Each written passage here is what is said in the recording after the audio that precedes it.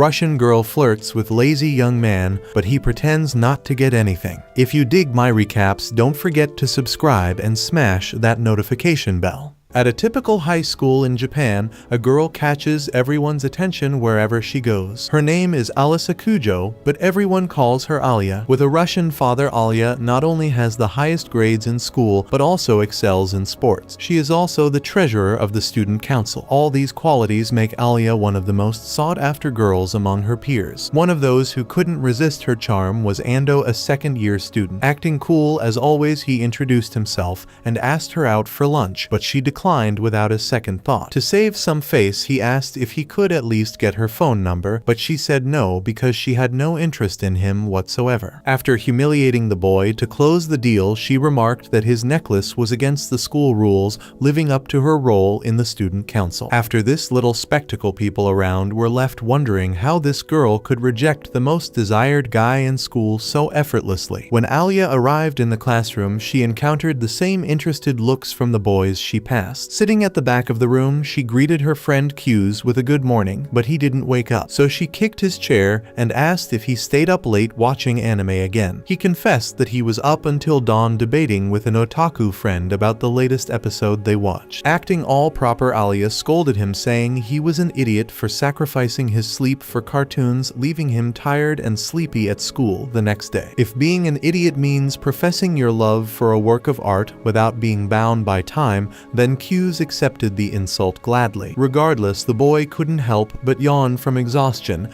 and in one of those yawns Alia said something in Russian to him. Q's asked what she said, and she explained that she called him pathetic. Not paying much attention, Q's noticed it was time for chemistry class, but since he didn't bring his materials, he asked to share with his friend. However, his sudden interest started fading as the teacher wrote words like estrogen, tungsten, and oxygen on the board. To prevent her friend from falling asleep again, Alia poked him in the ribs with a pen, making him impulsively raise his hand. The problem was that the teacher had just asked what the second most abundant chemical element in the universe was, leaving Q's in a tight spot. To help him out, Alia discreetly pointed to one of the elements on the periodic table, so Q's answered strontium. Disappointed, the teacher said the answer was wrong, and then asked Alia next. Cynically, she answered helium, which was correct, leaving Q's shocked at how terribly he had been tricked. After the embarrassment, Q's confronted her about the prank, but she pretended she had pointed to the right element. As he grew more agitated, she said something else in Russian. Once again, he asked what she had said, and she told him she called him an idiot. However, one thing Alia didn't know was that Q's understood Russian and that she had actually called him cute. When he was a child, he used to play with a Russian girl who lived near his grandfather's house, so he ended up learning quite a bit of the language back then. Curiously, it was the same language his wonderful Russian friend was using to flirt with him secretly. But to avoid embarrassing her and lacking the courage, Q's decided to keep it a secret. Sometime later, Q's decided to take out his phone, and the enforcer of useless matters reprimanded him, saying that phones were prohibited on school grounds unless it was an emergency. Q's replied that it was an emergency because a game was giving away a legendary character for free, but only for those who claimed it within 10 minutes. Alia confiscated his phone and saw that he had gotten Tsukuyomi, the moon goddess in Japanese mythology. The council member asked why Tsukuyomi had silver hair instead of black, but Q's didn't care about the hair color as long as the goddess remained beautiful. Hearing this, Alia felt a tinge of jealousy and returned his phone. She then said in Russian that she also had silver hair. Embarrassed, Q's asked what she said, and Alia claimed she called him an addict. Q's replied that he had to be an addict to compete because he was part of the lower ranks and had to earn his equipment through blood and sweat, unlike the rich kids who could have their parents buy them platinum armor. Fed up, Alia complained that she thought he was more serious than that, and Q's reflected internally that none of what he said was a joke. Later during lunch, Takeshi, one of Q's friends, was once again upset about not being popular with the girls. Paying little attention to his outburst, the boys at the table saw the student council members including Alia and her sister Maria, who was the council secretary, as well as Yuki, the spokesperson. The boys at Q's table commented on how beautiful these girls were, although Alia supposedly already had a boyfriend. According to, as was common in this school, Q's and Alia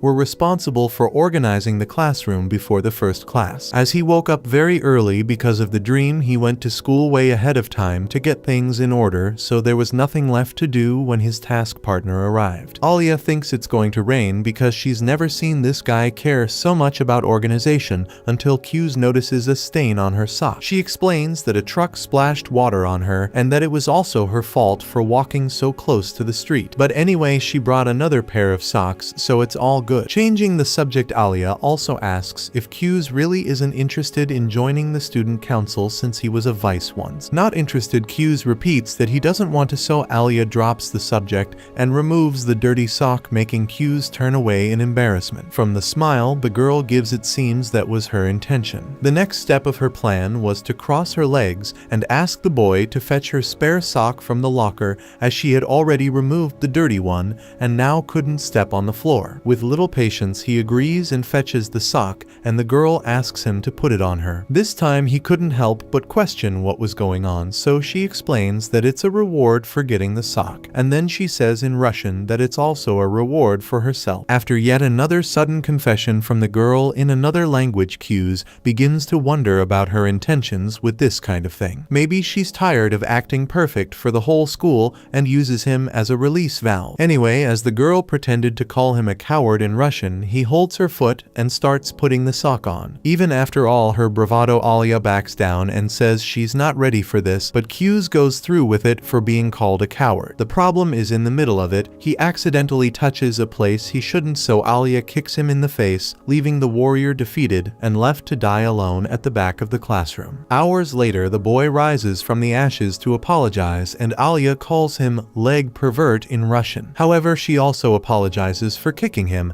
and tries to touch him to see if he's okay, but the boy loses it and ends up blurting that he should be thankful for the beautiful view granted to him during the kick. Immediately, Alia punches the young man and curses his family to the 5th generation in Russian, then runs off. To try to fix this mess, Q's chases after the girl throughout the school, but her physical education skills keep her at a distance. Furthermore, already in the courtyard, she jumps over the side rail of the corridor, leaving the guy eating her dust. 10 minutes later, the two are panting after the marathon they ran. Regaining his breath, Q's apologizes again, and Alia acknowledges that she was partly to blame. To make up for it, the boy gives the girl a can of oshiruko, a drink she loves. Even though she makes a fuss initially, she ends up accepting it, and after taking a sip, she offers him some in Russian. Q's goes crazy at the possibility of an indirect kiss happening, but not wanting to reveal that he understands the language, he plays dumb once more. Alia teases him by saying in Russian that the guy doesn't understand anything she says, causing Q's to lose his composure completely. The day after, Q's shows up to help with something Suwoo asked for, so he arrives asking what it's about. Suwoo scolds him for his lack of manners, saying the right thing to do would be to ask if she's been waiting long. He then sarcastically acts out what she requested, making Suwoo play along. Watching this with a sour expression, Alia comments that the two really do get along well, which embarrasses Q's. Gradually losing the joy in his eyes, Q's learns that he came to help organize the storage room. After some time, Suwoo asks him to fetch some board games from a higher shelf because apparently she doesn't know how to climb a ladder. Once he does, she explains that she uses these games for school festivals and also played them during the new student council meeting the other day. To make conversation, Q's asks who won, and Suwoo responds that he's looking at the winner. Next to them, Alia asks for less chatter and more work. When Suwoo goes to do something in another corner, Alia repeatedly says in Russian that she wants attention, leaving Q's unsure how to react. After the storage room is organized, the students are surprised by the approach of Kanzaki, the student council president. Kanzaki comments that he's heard a lot about how talented Q's is,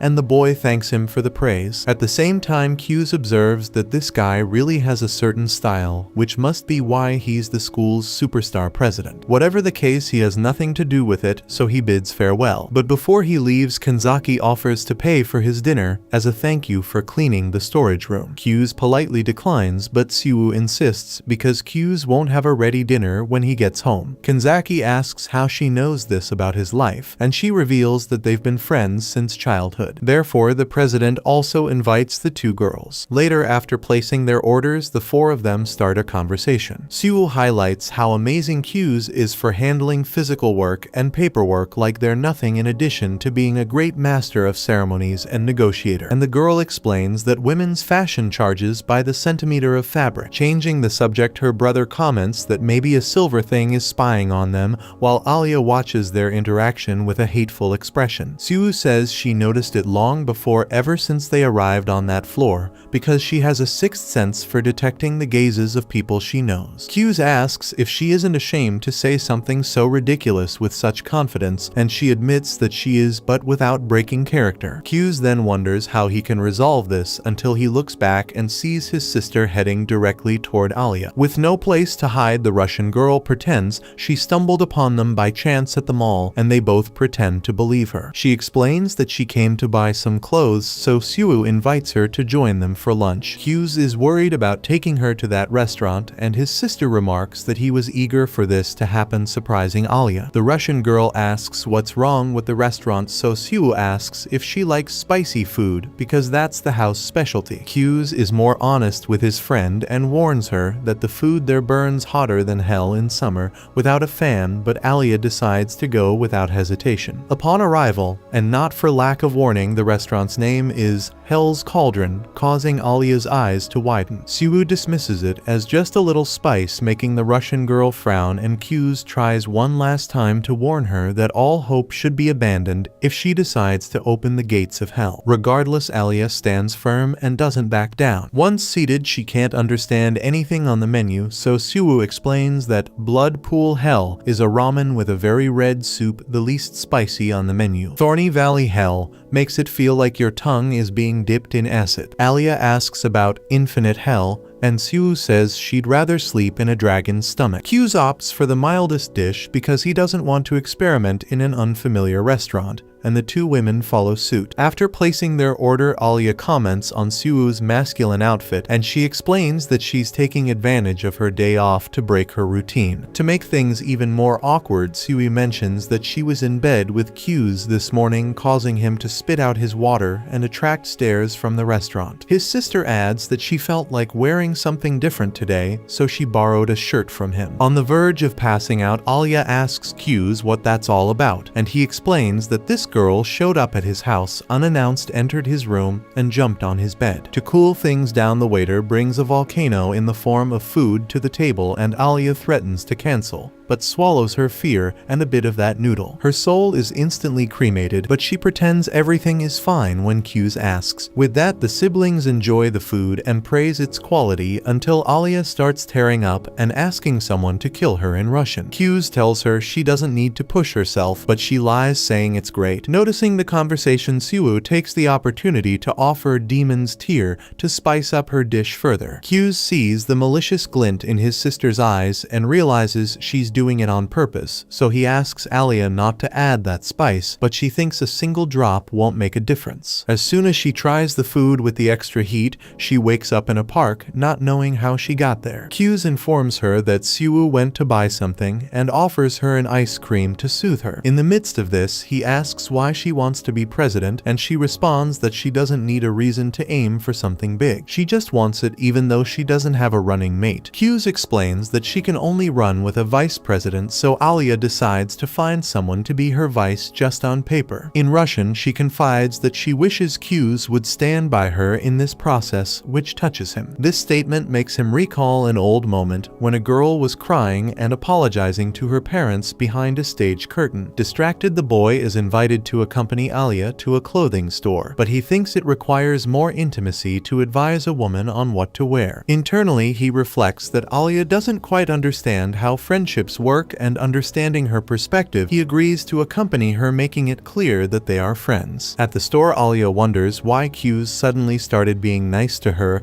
and concludes that he feels sorry for her, thinking she has no chance of being elected president. Convinced of this, she angrily says she'll change and promises to show who's boss with her fashion show. Worried about the chance of him hearing her change, she tells him to leave, which he does. Feeling more secure, she puts on the dress she picked out and likes the result. Before Before leaving the changing room, she's afraid he won't react, but pushes that aside and shows off her outfit. People around praise the girl's beauty, and Q's comments that the dress highlights Alia's elegance and femininity, making her even more beautiful than she already is. Disbelieving what she just heard, she closes the curtain and freaks out over being praised more than she expected, while Q's is also unsure of what he said outside. Noticing the boy's talent for compliments, the Russian girl thinks he must have practiced with Siwoo, so she puts on a more masculine outfit to compete with her. Once again, Q's praises her with his excellent rhetoric, leaving her even more flustered. Addicted to receiving compliments, she tries on the entire store for her friend to see. For the grand finale, she puts on the most daring outfit she's worn so far, but when she opens the curtain, Siwoo is next to Q's, so she closes the curtain and says something in Russian. Siwoo asks what she said, and Q's explains that she seems to want to die, so his sister mocks the Russian girl.